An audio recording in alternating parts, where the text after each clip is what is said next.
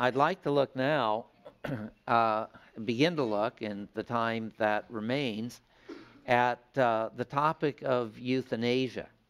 If you've had a chance to read the chapters in the book on this, you know that, you know something of how we got to where we are. But first of all, I need to clarify where we are. And where we are involves an explanation of different types of euthanasia. And generally, you can divide them into three different kinds. The first kind is oftentimes referred to as death with dignity. And in this case, what's happening is a patient is terminally ill with no hope of a cure. And invariably, they are hooked up to some machine, whether it's a respirator, a machine that helps to circulate blood, or whatever it might be. And those who look at this, the doctors say there's no chance for recovery. If they live, they're basically going to be a vegetable. Not a whole lot they're going to be able to do. And at this point, by putting them on the machine, you have really made them an extension of this technology. And most cases, you wind up with them in the hospital where they're away from their family. They have all this technology that's hooked up to them, and it really sort of dehumanizes them. Wouldn't it be better to remove the technology, especially if it's not going to heal them and is just prolonging a wait for the end? Let them go home, let them die surrounded by their family, their friends. That is a kind of death that has more dignity than to make these people look like they are nothing more than an extension of a machine. Now, if you're wondering what that might look like, by that I mean looking like you're an extension of a machine, here's a picture. And what's being said is there are people who at the end of life, to sustain mere biological functions and so that they are not completely physically dead, you have to hook up all this technology. Typically, it would be said, what is the quality of life that this patient has in this situation?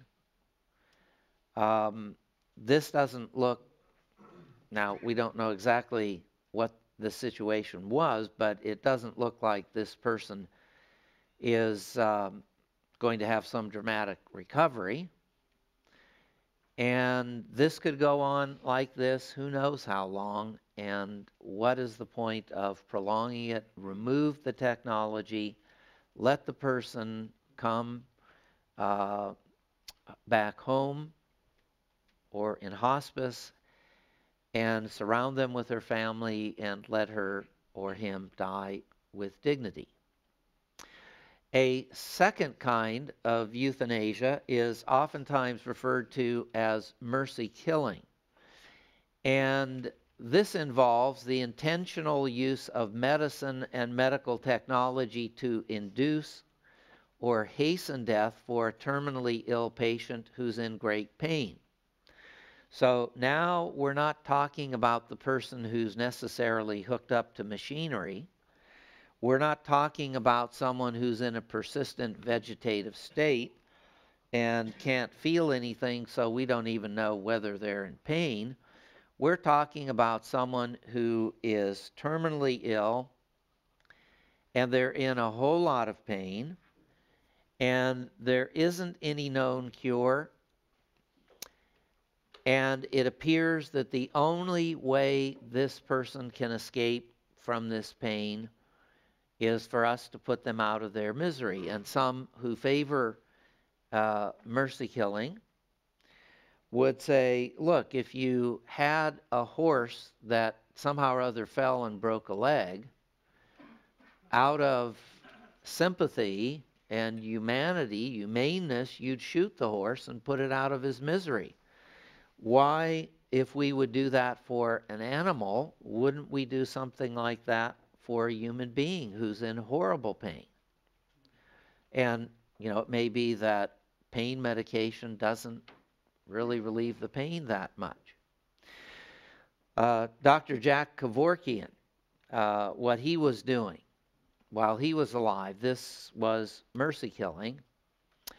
And there are two kinds of mercy killing, broadly speaking. There is active mercy killing, where you do something to hasten death. Now, that's going to be the Kevorkian thing. You give a lethal cocktail of drugs, so to speak, that kills the person, hastens death. There is passive euthanasia, where instead of continuing to treat the person, you do nothing. I mean, here's an example. Let's say you have someone who has to get kidney dialysis several times a week, and their overall condition is not great. The quality of life that they have is not very good. If you know much of anything about kidney dialysis, you know that on the day where you have to do this, you can figure it's going to take 6 to 8 hours of your time. And once you're done, you're not going to feel like doing anything for the rest of the day. And what you have to look forward to is maybe the next day or 2 or 3 days down the road, you're going to have to go through the same thing. And the dialysis is not going to correct your kidneys. It's a mechanical way to remove poisons out of your system, but it's not a cure. And at a certain point, you may be so, overwhelmed by this, so tired of this routine that you say, I think I'm going to stop going to dialysis. Well, if you stop doing that over a period of several weeks, you will in fact die. That would be an example of passive mercy killing, where you failed to use medicine or technology which could keep the person alive, could keep them functioning. You just withdraw that, withhold it, forego it. In the case of active mercy killing, you actually give them drugs or whatever that are going to hasten death. Whoops, going the wrong direction. Here's Kevorkian. This is active mercy killing with his suicide machine. The third type of euthanasia, and this is the type that we oftentimes hear about, and this is outrageous. So we're inclined to think, well, if this is what euthanasia is about, well, I know what I think about it. No way I would go for that. Death selection or managerial euthanasia involves the termination of life of people who are no longer considered socially useful. In other words, these people are not necessarily medically ill or suffering or anything of that sort. They are just considered a drain on society. We don't like this particular ethnic group. We don't think that this group of people is very productive to the economy. These people are different in one way or another from most of us, and so we want to get rid of them.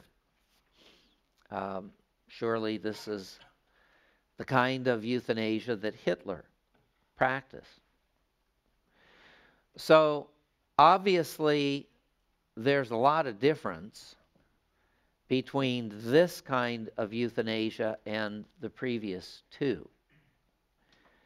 And I think for those of us who are Christians and have a biblically based ethic, this kind of euthanasia does not create a whole lot of moral dilemmas for us that we can't figure out. But the mercy killing is harder because we do sympathize with people who suffer. We would like to help them get relief.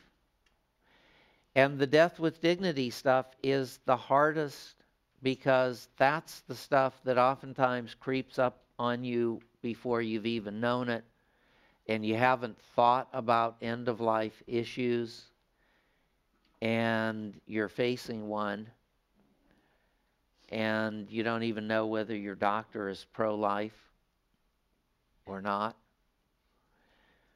And, you don't know whether medical technology or medicine would be futile. Maybe there's some surgery that is experimental or not so experimental, but there's no guarantee it would work in your case, and so you're wondering, what in the world should you do? Well, okay, so it's death with dignity and mercy killing that are going to be the most troublesome, especially the death with dignity. And you might think that this is only a problem for people who don't know Christ. No, it's also a problem for people who do know Christ. Because just because you're a believer is no guarantee that you're not going to wind up someday in the future toward the end of your life on medical technology. It's not a guarantee that you could not have a stroke or a heart attack that would put you into persistent vegetative state, or that one of your relatives would be in that condition and you are going to have to make a decision. You see, as I said at the outset of this chapter, dying isn't anywhere near as easy as it used to be. It used to be you have a heart attack and who knows whether the paramedics could get there at whatever time, and even if they did, they didn't have medical technology to do much of anything, and so the person might linger for a few days but then would die. You'd have a stroke, a similar kind of thing would happen. Your kidneys would fail, and over a period of time, poisons would build up inside of you, and that would be the end of it. Nowadays, kidneys fail, you can go on dialysis, and that can go on for years. And a person can be kept alive. And we know the cases of these three ladies. On the left, Karen Ann Quinlan. The middle, Nancy Cruzan. The right, Terry Schiavo. We'll probably be talking about them a little bit more in detail as we proceed. But what has happened in our lifetimes is that there have been these incredible breakthroughs in medical technology so that mere biological or physical life can be maintained long after a person's ability to interact with their environment has been either entirely eliminated or almost entirely eliminated. So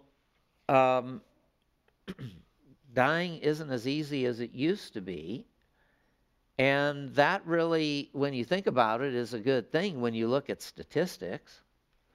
of life expectancy, but not everybody agrees that that's such a good thing. Because I think most of us would say, well, when it's my time to go, if not at the rapture, I hope it happens quickly in my sleep or whatever. But there are no guarantees that that will be the case. And even if you have a heart attack or a stroke in your sleep, it may not kill you. And if you're being monitored, people will know that. If you're monitored in a hospital bed, people will see that and they can probably do things to prolong life. So medicine can do marvelous things, increasingly marvelous things as it has developed, but it also creates these end-of-life scenarios. I mean, we used to think that death was a momentary thing. It happened and you died all at once. Now we understand that for someone to die is a process. Now, there's no guarantee as to how long that process is going to take in any given person's life to completely shut down physically, but it is a process, and with medical technology, we can intervene at one or another stages in the process to stop the process. But stopping it from going to its natural end does not mean you're going to be able to cure the person or that he or she will be able to interact significantly with their environment thereafter.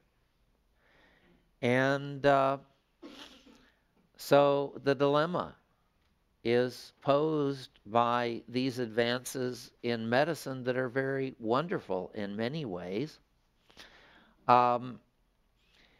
We have seen that people who are in favor of euthanasia have said, well, look, we do have this technology. We couldn't control the ending of life for most of recorded history, so we just said, well, these things are in God's hands, and I'll go when I go, and it will happen however it happens.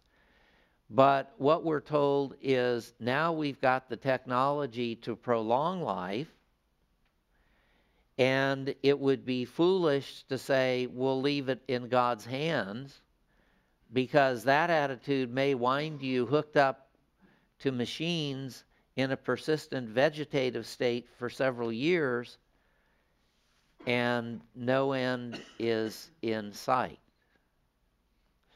You see, class, there is an assumption. I'll come back to this before we're done with this topic, but there is basically an assumption that I think is very, very pervasive in our society, if not in other societies as well.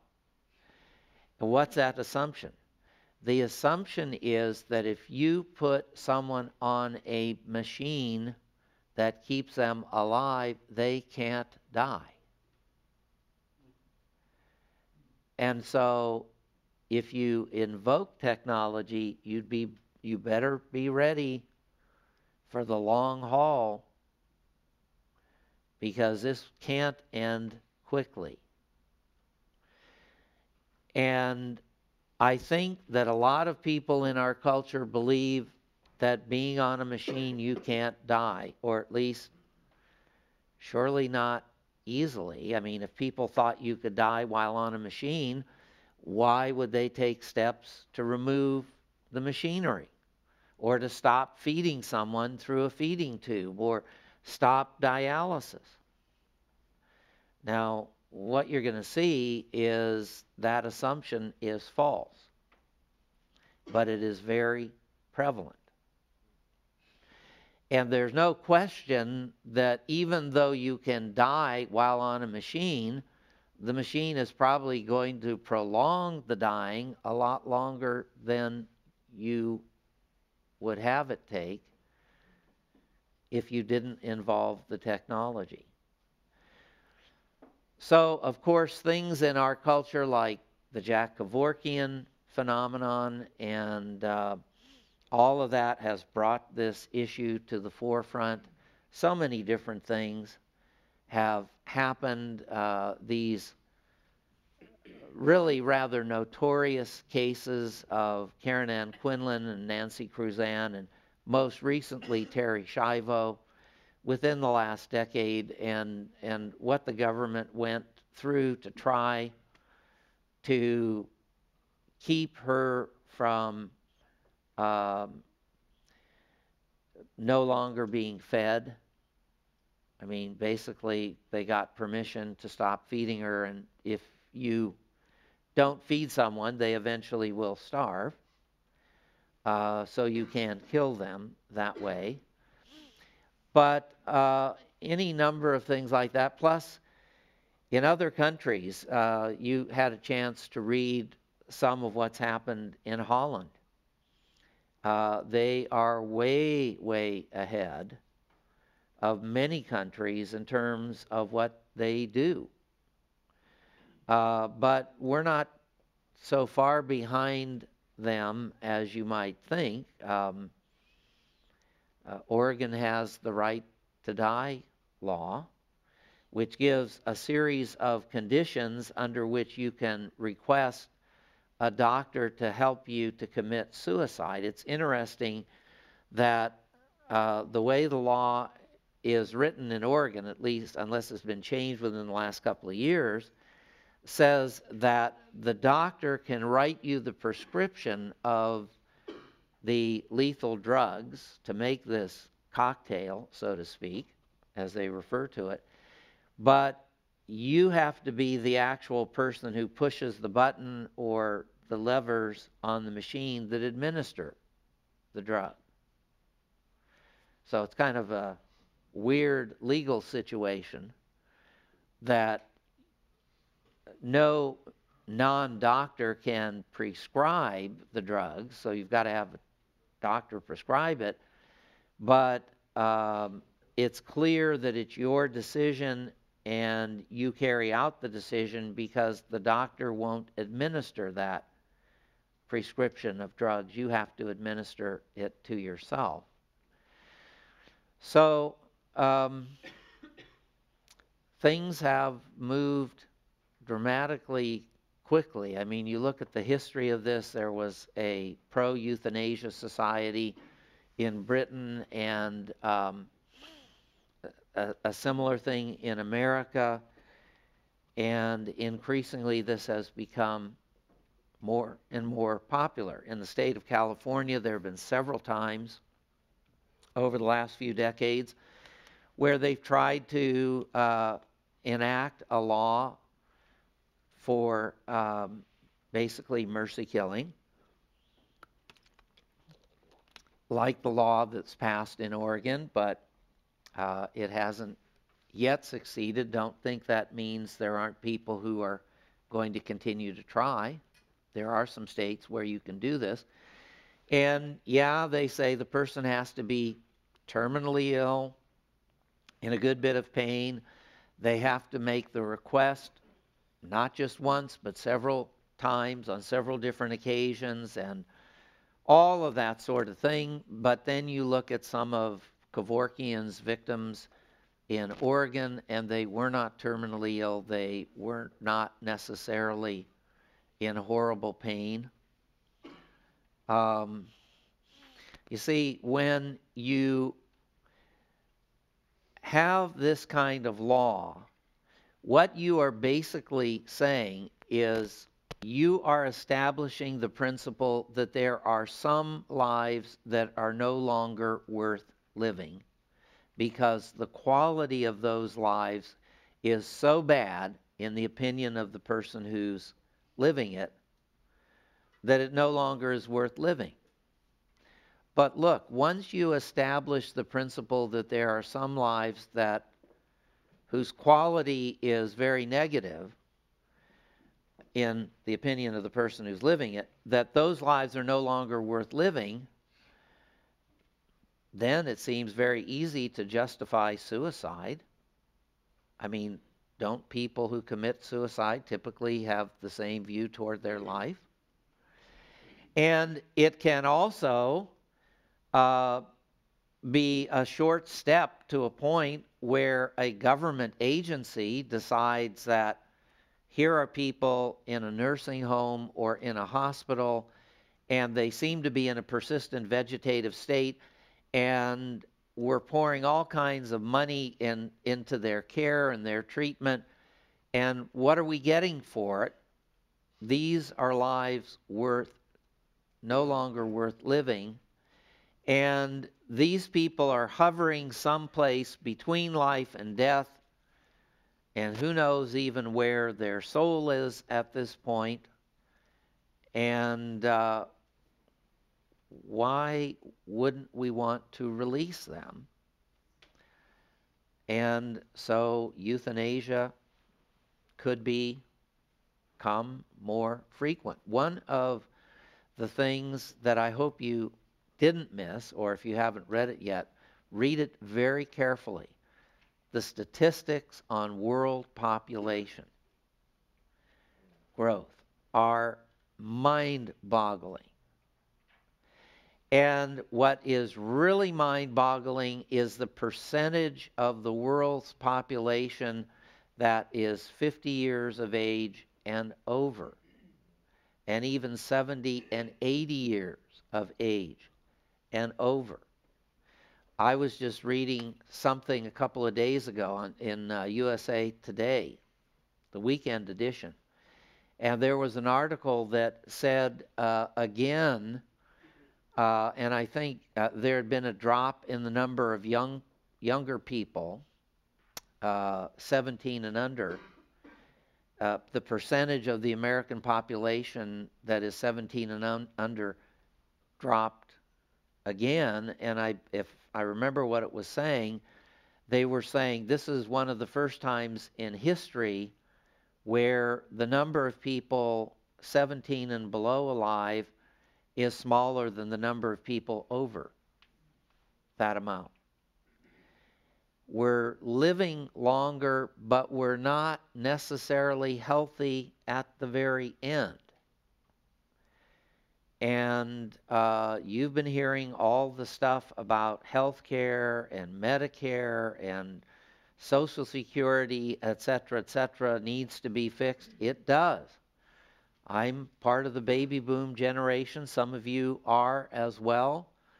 But wow, the figures on aging in America and around the world are mind-boggling. If nothing else, I think it's not a bad idea for churches and before them seminaries to start thinking about putting in place courses on how to minister to the aging, to the dying, because you and I, if we're going to pastor, you're going to have to do an awful lot of that. And it might not be a bad idea if you have a multiple staff ministry to think of hiring someone to be a pastor to seniors. You may already have done that. And it might not be a bad idea that to think of that person as being a gerontologist as well as having training in ministry. You know, there's a lot of people out there who will advise you on what to do with your aged and infirm relative, and they are not coming at this from a biblical perspective at all. And the church is basically remaining silent about this and saying nothing. And being driven by the medical profession to do one thing and another. Class, some of you know this. Perhaps many of you know this. But if you needed even certain routine tests to be done in a hospital, you could not get admitted to that hospital if you had not signed a living will or some other kind of advance directive. And before we're done with this topic, we want to talk about living wills and what they are and whether or not that's the best way to go. These are things that are not the fun side of life, but if we're going to minister, it's not just there's going to be more funerals that are on the horizon, especially if you have a church where there are large numbers of seniors, but before they die and you have to perform the funeral, there's going to be some ministering to them, and there are going to be families going through excruciatingly difficult decisions of, do I try to take care of my loved one in the home, or do I move them to a nursing home? And either way, how is it going to be paid for, etc., etc. And when you look at the government and you see that the people who are making, or a lot of the people who are making the decisions that will impact some of these services are not pro-life, and they are not believers, it's pretty scary to think about what the future could hold for any of us and for all of us. Well, I hate to end on such a sober note, but we have to face some of these things, and tomorrow we're going to start looking more directly at this. What I would like to do first thing tomorrow morning, Lord willing, I'm assuming that you have read the chapters on euthanasia, or you will have read them, and rather than lecturing through everything, we're going to start out and ask you if you have any questions about the chapter in general. And then when you're done with those questions, I'm going to make sure that I highlight certain things and make sure that we're clear about the major issues that are debated. What I can tell you is that the central clusters of arguments in the euthanasia debate are the exact same ones that appear in the abortion debate. And that shouldn't really surprise us. I think for some people it does, but it shouldn't. And you'll see why.